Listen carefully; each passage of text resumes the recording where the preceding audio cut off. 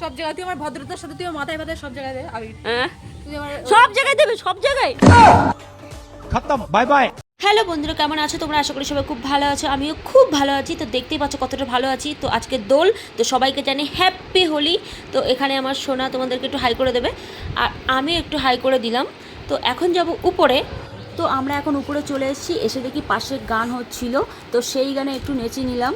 আর এখনও সেই গানেই আমি নাচছি, মানে খুব সুন্দর সুন্দর গান হচ্ছিল, নিজেকে আর সামলাতে পারিনি, ওই জন্য নাচছিলাম।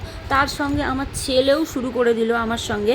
তো আমি আর আমার ছেলে নাচছি, আর এই দিকে দেখো আমার অবস্থা, কি অবস্থা, হালার পোলারা সব করছে আমারে, এত রং মাহাইছে আপনাদের কি কইবু। তো এখানে ভিডিও শ্যুট হবে বলে আমার ছেলে আমাকে রং মাখিয়ে দিচ্ছে, কারণ আর কাউকে আমি খুঁজে পাচ্ছি না। ও ছিল তা ও আমার মাথায় দিয়ে দিচ্ছে। এবারে তোমরা দেখো ভিডিওটা শ্যুট হবে, দেখো। ও বাপ রে বাপ, নায়িকা এবারে শর্ট দিচ্ছে, দেখো বাপ রে বাপ কি শর্ট দিলাম, সেই লেভেলের ভিডিও হলো। আর এইখানে আমার ছেলের আমার রং মাখিয়ে ওর শান্তি হচ্ছে না, তাই মাকে আরেকটু ভালো করে রং লাগাই দেবে বলে দেখো রং নিয়ে রেডি, আমাকে রং মাখাতে আসছে। তো এখানে আমার বান্ধবী ললিতা কেন এত রেগে গেছে কারণটা তোমাদেরকে একটু বলি।